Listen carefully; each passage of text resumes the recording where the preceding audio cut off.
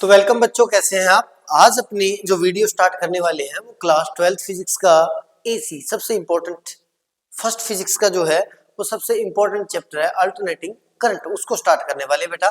तो आज अपने कई टॉपिक इससे जुड़े हुए कवर करेंगे, जिसमें अपने इसका इंट्रो जानेंगे, फिर एसी हम क्यों स्टडी कर रहे हैं, एसी ही हम यूज क्यों करते हैं डीसी के कंपैरिजन में, इसके साथ ही अपने जानेंगे एसी कितने टाइप की होती है और एसी रियल में है क्या, मतलब ओवरऑल एसी के बारे में आज अपने जानेंगे। तो आज सबसे पहले बात करते हैं बेटा इंट्रोडक्शन टू एसी या क्या नाम है अल्टरनेटिंग करंट। अब सबसे पहले जानते हैं बेटा कि करंट या वोल्टेज सोर्स जो होते हैं हमारे पास वो दो टाइप के होते हैं। कितने टाइप के होते हैं? दो टाइप के होते हैं सर। एक होता है डीसी और एक होता है एसी। एक होता है डीसी, डीसी वोल्टेज सोर्स बोल सकते हैं बेटा, वोल्टेज सोर्स। और यहाँ पे अगर मैं लिखना चाहूँ तो ये लिख सकता हूँ डीसी करंट सोर्स। क्या बोल सकते हैं? Current source. अब डीसी के अंदर क्या होता है? डीसी बेसिकली होता है बेटा जिसको अपने बोलते हैं सेल, या तो सेल बोलते हैं या सेल के कॉम्बिनेशन से आप बनाते हो बैटरी, बैटरीज जो होता है उनको, वो क्या होते हैं? वो बेसिकली एक किसी ना किसी केमिकल रिएक्शन पर डिपेंडेंट एक केमिकल रिएक्शन जो है, रिएक्शन पर बेस्ड एक क्या होता है? डिवाइस होता है जो क्या करता है? हमें देता है बेटा डायरेक्ट करंट या फिर डायरेक्ट वोल्टेज, डीसी वोल्टेज। अब इस केस के अंदर क्या होता है बेटा कि अगर इस केस के अंदर मैं वोल्टेज और वोल्टेज एंड मैं ग्राफ प्लॉट करना चाहूं टाइम के अंदर, किसमें बेटा? टाइम के अंदर, तो ग्राफ कुछ ऐसा आता है। ये अगर ये एक्सिस वोल्टेज को डिनोट करती है, ये एक्सिस टाइम को डिनोट करती है, तो ग्राफ कुछ ऐसा सा आता है, ऐसे करते करते। एक्चुअल में रियल में ग्राफ कुछ ऐसा आएगा बैटरी या सेल के लिए भी, ओवरऑल टाइम के लिए कांस्टेंट रहेगा, कांस्टेंट रहेगा, कांस्टेंट रहेगा वोल्टेज, फिर डिक्रीज होते होते होते होते होते होते होते होते होते ये इनफाइनाइट पर जाकर जीरो होगा। क्योंकि कोई भी केमिकल रिएक्शन जो है वो हमेशा ऐसे मान के चलते हैं कि इनफाइनाइट टाइम के अंदर कंप्लीट होती है। तो अब अपने ओवरऑल मानते हैं एक स्पेसिफिक टाइम इंटरवल के लिए, जैसे आप किसी सेल पे लिखा हुआ देखते हैं 5 वोल्ट, इसका मतलब वो 5 वोल्ट कांस्टेंट मैग्नीट्यूड का एक वोल्टेज सोर्स है, कांस्टेंट मैग्नीट्यूड का एक वोल्टेज सोर्स है। इस कंडीशन में वोल्टेज होगी या करंट जो होगा वो कांस्टेंट होगा एक स्पेसिफिक टाइम के बाद में तो डिक्रीज होता जाता है, जैसे अपने बोलते हैं कुछ महीनों के बाद में या कुछ डेज के बाद में सेल डाउन होने लगता है। सेल डाउन का मतलब क्या है? अब वोल्टेज वो डिक्रीज करने लगे, लेकिन कभी भी वोल्टेज जीरो नहीं होता, क्योंकि उसका जो बेस है वो केमिकल रिएक्शन है और केमिकल रिएक्शन कंप्लीट होते हैं इनफाइनाइट टाइम के अंदर।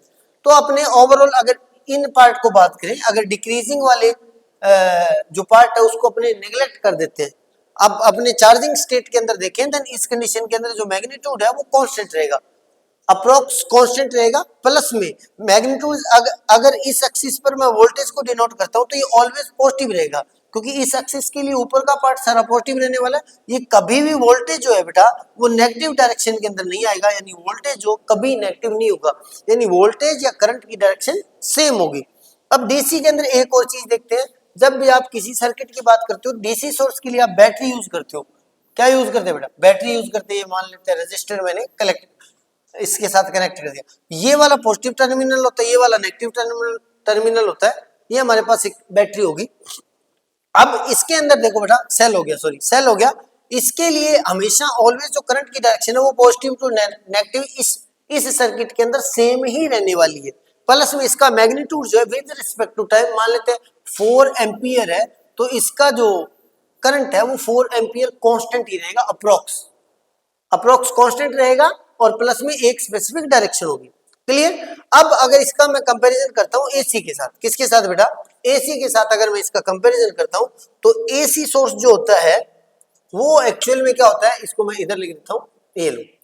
दूसरा जो हमारे पास है एसी सोर्स या एसी वोल्टेज सोर्स, या आप बोल सकते हो एसी करंट सोर्स। उस कंडीशन में जो ये सेल है इसमें सिंगल डायरेक्शन है, एसी के अंदर डबल डायरेक्शन होती है, एक स्पेसिफिक टाइम इंटरवल के बाद में डायरेक्शन चेंज होती है, प्लस में उसका मैग्नीट्यूड भी कांस्टेंट नहीं होता, उसका वोल्टेज का मैग्नीट्यूड कांस्टेंट नहीं होता, यानी with respect to time magnitude increase या डिक्रीज होता रहता है। जैसे एसी सर्किट की बात करें, अगर इसके अंदर मैं लगाना चाहूँ बेटा एसी सोर्स, तो एसी सोर्स को मैं डिनोट करता हूँ इससे, ये वाला जो साइन होता है वो एसी सोर्स का साइन है।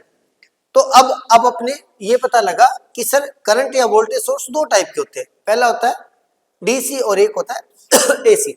सबसे पहले डीसी के बारे में जानेंगे, तो direct current source and circuit in DC the circuit flow in one direction, current flow in one direction only and note change with time, magnitude time के साथ चेंज नहीं होता, प्लस में करंट सिंगल डायरेक्शन के अंदर flow करता है। However, in real life, voltage and current there are change with time and very common. हम अपने रियल लाइफ के अंदर अगर देखते हैं या डोमेस्टिक अगर अपने वोल्टेज सोर्स या करंट सोर्स की बात करते हैं जो घरों में यूज करते हैं, उसके अंदर मैग्नीट्यूड भी चेंज होता है और क्या चेंज होता है, वोल्टेज डायरेक्शन भी चेंज होती रहती है। अब सबसे पहले बात करते हैं व्हाट इज अल्टरनेटिंग वोल्टेज या alternating current. The electric supply in our homes, हमारे घरों में जो होती है उसको बोलते हैं, वो कांस्टेंट नहीं होती, उसका मैग्नीट्यूड भी कांस्टेंट नहीं होता, उसकी डायरेक्शन भी कांस्टेंट नहीं होती। इट वेरीज विद टाइम, इसका मतलब इसका मैग्नीट्यूड टाइम के साथ वेरी करता है and follow a sine function, follow sine function, sine function को फॉलो करता है। अब इसके बारे में थोड़ा सा और जानते हैं, क्या जानते हैं, एक्चुअल में जो अपने घरों के अंदर जो यूज होती है बेटा वो होती है एसी। क्या होती है, एसी यूज होती है। तो एसी में बेसिकली, एसी के अंदर बेसिकली बात करते हैं तो एसी को आप तीन तरीके से हो सकती है, या तो वो हो सकती है ट्रायंगुलर, क्या हो सकती है बेटा, ट्रायंगुलर ऐसे हो सकती है। इसके अंदर ये वोल्टेज को प्लॉट कर रहा है, ये एक्सिस टी को डिनोट करिए, टाइम को डिनोट करिए। अब इसमें देखो बेटा ये जो डिस्प्लेसमेंट है ना बेटा, ये वाला जो है डिस्प्लेसमेंट है यानी टाइम वाली एक्सिस से, ये वोल्टेज का मैग्नीट्यूड देता है। क्या देता है, मैग्नीट्यूड देता है। अब देखो बेटा इस टाइम से लेकर इस टाइम में, इस this time interval magnitude change हो रहा है, चेंज होते होते पीक पर चला गया, उसके बाद में फिर डिक्रीज होने लग गया, डिक्रीज होने के बाद में एक स्पेसिफिक टाइम पर आकर जीरो हो गया। अब उसके बाद में जब ये इंक्रीज हो रहा है तो वो नेगेटिव डायरेक्शन के अंदर हो रहा है। किस डायरेक्शन के अंदर हो रहा है, नेगेटिव डायरेक्शन के अंदर हो रहा है। क्लियर, यानी with respect to time magnitude change हो रहा है, प्लस में एक स्पेसिफिक टाइम इंटरवल मान लेते हैं, ये टी टाइम इंटरवल है, यहां से लेकर यहां तक टी टाइम है, तो टी टाइम के बाद में इसकी डायरेक्शन चेंज हो रही है। डायरेक्शन चेंज का मतलब है जो पॉजिटिव टर्मिनल था वो नेगेटिव हो रहा है, जो नेगेटिव टर्मिनल था वो पॉजिटिव हो रहा है। इसका मतलब ये है कि उस टी टाइम के पहले टी टाइम के लिए तो ये इस डायरेक्शन के अंदर करंट फ्लो करेगा, कितने के लिए बेटा, इतने के लिए, कितने के लिए, इतने टाइम के लिए, इतने टाइम के लिए तो इस डायरेक्शन के अंदर करंट फ्लो करेगा। इस टाइम इंटरवल के बाद में जब ये टाइम इंटरवल आएगा तब करंट इसमें ऑपोजिट ऐसे फ्लो करने लग जाता है, यानी टर्म ऐसे मान लो एक ऐसा सेल या एक ऐसा सोर्स जो एक स्पेसिफिक टाइम इंटरवल के बाद में अपने टर्मिनल को चेंज करता रहता है, उसको बोलते हैं अल्टरनेटिंग। नाम ही आ गया ना पता, अल्टरनेटिंग, यानी अल्टरनेट फॉर्म में चेंज करता है। डन, ये अपने पास ऐसा हो सकता है। दूसरा अपना हो सकता है बेटा रेक्टेंगुलर। क्या हो सकता है, रेक्टेंगुलर फॉर्म में भी आप एसी को डिनोट कर सकते हो। जैसे ये रेक्टेंगुलर, क्या हुआ, इंक्रीज हुई, पीक पे आई, फिर एक स्पेसिफिक टाइम इंटरवल के बाद में क्या हुआ, कांस्टेंट रही, उसके बाद में एक मोमेंट में डिक्रीज हो गई। ऐसे ये इस फॉर्म में भी आप कर सकते हो, इस फॉर्म में भी क्या कर सकते हो, कर सकते हो स्टडी एसी को। लेकिन सबसे ज्यादा इंपॉर्टेंट है, उसको बोलते हैं साइनोसोइडल। साइनोसोइडल क्या होती है बेटा, जो अपने जिसको डिनोट करते हैं साइन के ग्राफ से। किसके ग्राफ से, साइन के ग्राफ से। साइन का ग्राफ कैसा होता है, साइन का ग्राफ सर ऐसा होता है। किसने बताया सर, मैथ वालों ने बता दिया, हमें फिजिक्स वालों को मैथ वालों ने बता दिया। ठीक है, तो ये साइन का ग्राफ होता है बेटा। अब ये क्या होता है बेटा, ये वाला साइन का ग्राफ होता है। अब इसमें भी वो क्या है, वोल्टेज, और इसमें ये वाली एक्सिस अपने पास टाइम होगी। तो with respect to time voltage increase increase increase, फिर पीक पे आएगा, फिर डिक्रीज जीरो होगा, फिर नेगेटिव डायरेक्शन के अंदर इंक्रीज पीक पर आएगा, फिर ऐसे चलता रहेगा। ठीक है, तो अपने घरों में जो डोमेस्टिक यूज करते हैं वो साइनोसॉइडल वोल्टेज सोर्स होता है। कौन सा, एसी वोल्टेज सोर्स होता है बेटा, एसी वोल्टेज सोर्स होता है। किसका, करंट का भी और वोल्टेज का भी। क्लियर, करंट सोर्स भी होता है और वोल्टेज सोर्स भी होता है, इसको साइनोसॉइडल बोलते हैं। Clear, is that clear? अब अपने इसमें पढ़ेंगे। अब दूसरी बात सर, साइन ग्राफ क्यों प्लॉट करते हैं, कोस क्यों नहीं करते, या क्या नाम है उसका, टेन क्यों नहीं करते?